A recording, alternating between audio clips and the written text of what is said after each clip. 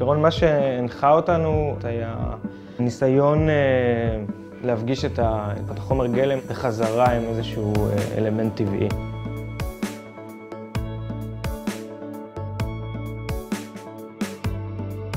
מההתחלה קבענו לעצמנו כל מיני חוקים שאנחנו רוצים לעבוד עם החומר כמו שהוא, לעבוד בפלטות, לעבוד בחיתוכים מאוד פשוטים וחיבורים מאוד טבעיים לחומר. אנחנו עושים חיקוי כפול, כאילו חיקוי על חיקוי, מעתיקים את הקו אופק הזה לתוך הווזות שעשינו.